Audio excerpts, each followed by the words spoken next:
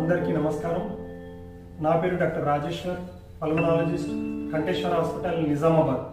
Corona విజృంభిస్తున్నటువంటి సమయం లోపల రోగ నిరోధక వ్యవస్థ పెంపొందించుకోవడానికి, అదేవిధంగా కరోనా నుంచి కోలుకున్న తర్వాత బలం పుంజుకోవడానికి ఈ ఆసనాలను, ప్రాణాయామాలను, బ్రీతింగ్ ఎక్సర్సైజ్ను యోగా గురువులు మరియు డాక్టర్ యొక్క పర్యవేక్షణలో చేస్తే బాగుంటుంది.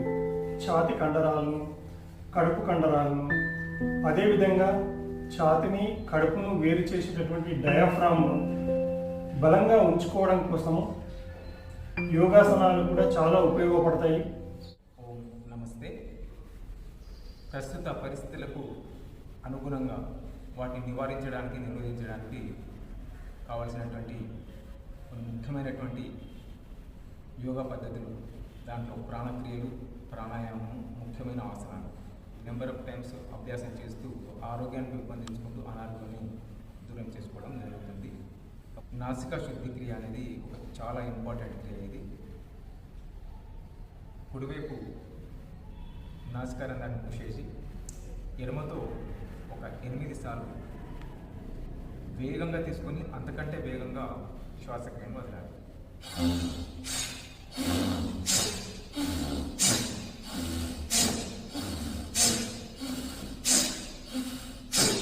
దీర్ఘ శ్వాస.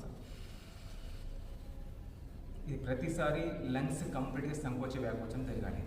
ఈ శక్తి అనుసారంగా చేస్తున్నారు ప్రారంభంలో. తర్వాత ఎడమ నాసికాన్ని పూర్చేసి తర్వాత కుడి నాసికతో చేస్తాము.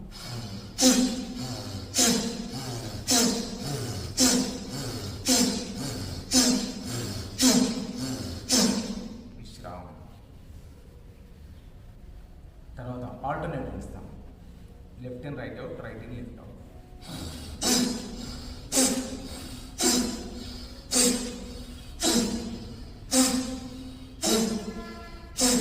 దీర్ఘ శ్వాస, విశ్రామం. ఈ విధంగా 5 to 6 రౌండ్స్ చేసుకోవాలి. సూర్య చంద్ర కపాలభాతి. దీంట్లో మనం తీసుకోవడం ఉండదు, వదలడం మాత్రమే చేస్తుంటాం. ఇట్లా కుడివైపు మూసేసి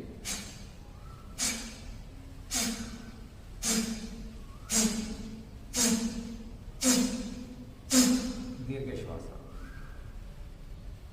తర్వాత కుడివైపు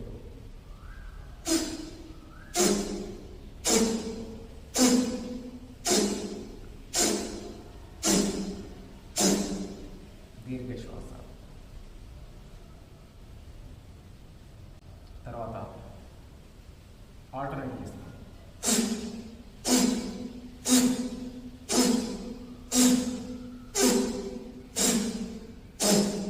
దీర్ఘ శ్వాస, విశ్రామం. ఇదంతా మొత్తం శుద్ధి జరుగుతుంది. లంగ్స్, థ్రోట్, తర్వాత ఈ నాస్ట్రిల్, ఈ మొత్తం కూడా శుద్ధి జరుగుతాయి. తర్వాత పొట్ట కూడా జఠరాగ్ని తక్కువ ఉంటుంది, అదంతా కూడా ఎక్కువ అవుతుంది, క్రియేట్ అవుతుంది. తర్వాత ఇప్పుడు స్టోర్ చేసుకోవడం, మన యొక్క ముఖ్యంగా ఆక్సిజన్ లెవెల్స్ ఎవరితో ఏది తక్కువ ఉన్న వాళ్ళు బాధపడుతుందో అది కంప్లీట్గా, అంటే దీని ద్వారా మనం కరెక్ట్ చేసినట్టయితే ఆక్సిజన్ లెవెల్స్ పెరుగుతాయి. తర్వాత ముఖ్యంగా భయం పోతుంది. దీంట్లో ముఖ్యంగా బాహ్య ప్రాణాయామం, భస్త్రిక ప్రాణాయామం, తర్వాత నాడీ శుద్ధి ప్రాణాయామం, భ్రామరి ప్రాణాయామం అనేది ఈ 4 రకాలుగా ప్రాణాయామాలు మీకు చక్కటి శక్తిని ప్రసాదం. దాంట్లో ఇప్పుడు భస్త్రిక ప్రాణాయామం చూపిస్తాను. ఇది స్పెషల్లీ ఫర్ లంగ్స్ కెపాసిటీ పెరగడానికి, ఆక్సిజన్ లెవెల్స్ చాలా వరకు మీ సాధన ఎంత ఉంటే అంత పెరుగుతుంటుంది. ఈ చక్కగా ఉంచి ఈ 2 చేతులని ఈ విధంగా పెట్టేసి దుబ్బల్లాగా పెట్టేసి మోకాళ్ళ పైన పెట్టాలి. దీన్ని సహజ ముద్ర అంటాము. భస్త్రిక ప్రాణాయామం.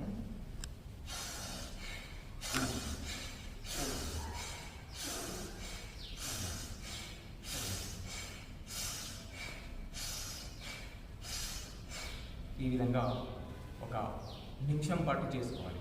చేసుకున్న తర్వాత నెమ్మదిగా శ్వాస నింపాలి. లంగ్స్ యొక్క చుట్టుకొలత దాదాపు 8 నుంచి 10 సెంటీమీటర్ల వరకు పెరుగుతుంది. ప్రారంభంలో 5-6 సెంటీమీటర్లు పెరుగుతుంది. విశ్రామం. ఇది భస్త్రిక ప్రాణాయామం. తర్వాత రెండవ ప్రాణాయామం నాడీ శుద్ధి ప్రాణాయామం. ఇది శ్వాస నింపిన తర్వాత లోపల కొద్దిసేపు ఆపుతాము. తర్వాత రెండవ నాసికతో శ్వాస వదులుతాము. కుడివైపు మూసేసినాము. మీరు సపోర్ట్ కోసము చూపుడు వేలు మంచి వేలు ఇక్కడ పెట్టుకోండి, లేదా మామూలుగా కూడా ఇట్లా కూడా చేసుకోవచ్చు. స్థిరంగా సరళంగా దిగుతుగా లేకుండా ఇది చక్కగా అనుకూలంగా ఉండాలి మన యొక్క శరీర స్థితి. ఎడమ నాసికతో శ్వాస నింపుతాము. 5-6 సెకండ్స్ లోపల ఆపాలి.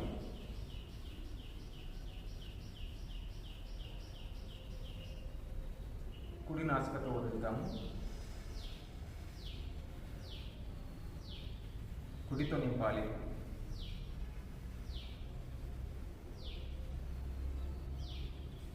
అంతర్కుంభకం.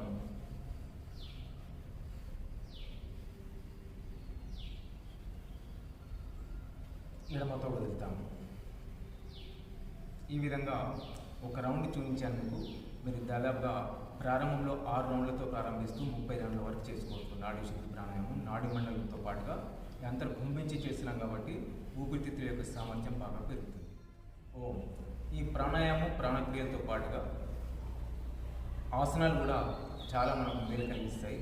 దాంట్లో 4 రకాలుగా ఒక్కొక్క రకంలో 2 ఆసనాలు ఉంచడం జరుగుతుంది.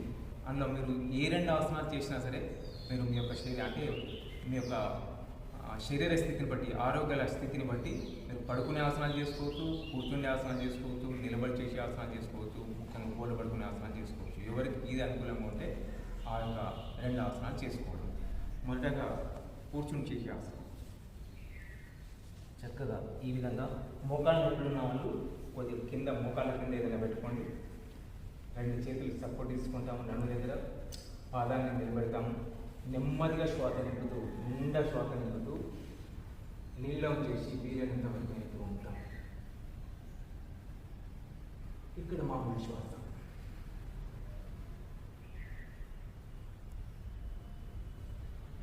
శ్వాస వదులుతూ విశ్రామం. ఒక మినిమం 5 సెకండ్స్ ఆ స్థితిలో ఉండే ప్రయత్నం చేయాలి. ఈ విధంగా 6 సార్లు చేసుకోవాలి. ఇది మకరాసనం. మకరాసనంలోకి వచ్చిన తర్వాత కాళ్ళు కలుపుతాము. 2 చేతులు తీసుకొచ్చి అటు పక్కన ఏర్పరుస్తాము. నెమ్మదిగా శ్వాస నింపుతూ వీలైనంత వరకు పైకి ఎత్తాము. ఎంతవరకు హాయిగా అనిపిస్తున్నవరకు మన ముందు భాగం లేచిన తర్వాత ఇదే స్థితిలో చక్కగా ఉండాలి. ఒకవేళ మీకు అనుకూలం కాకపోయినట్టయితే ఈ విధంగా కూడా ఉండవచ్చు. ఇట్లా కూడా చేసుకోవచ్చు.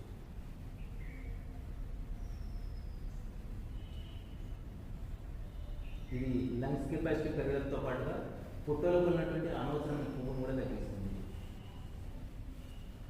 ఇట్లా ఒక 6 సార్లు చేసుకోవడం. తర్వాత మెల్లగా రెస్ట్లో ఉండడము. తర్వాత నిలబడి చేసే ఆసనాలు 2 ఆసనాలు. ఒకటి ఊర్ధ్వ హస్తాసనం, రెండవది అర్ధచంద్రాసనం. వీటి వలన కూడా ఏదైతే కఫ సంబంధ వ్యాధులు కావచ్చు, మొత్తానికి మీరు ఈ లోపల వ్యవస్థను మొత్తం కూడా మన కంట్రోల్లోకి తీసుకొస్తాము. దానివల్ల మన సాధనను బట్టి రోగ లక్షణాలు దూరం అవుతుంటాయి. అర్ధచంద్రాసనం.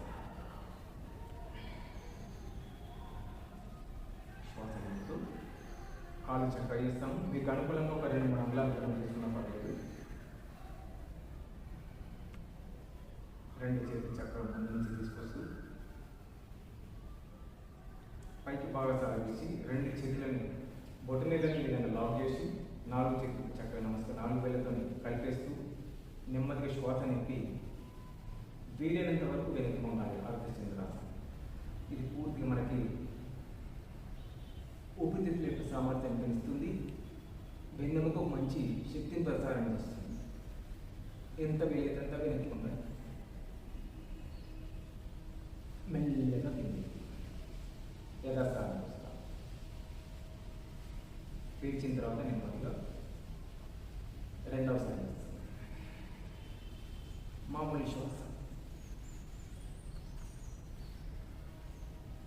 విశ్రామం.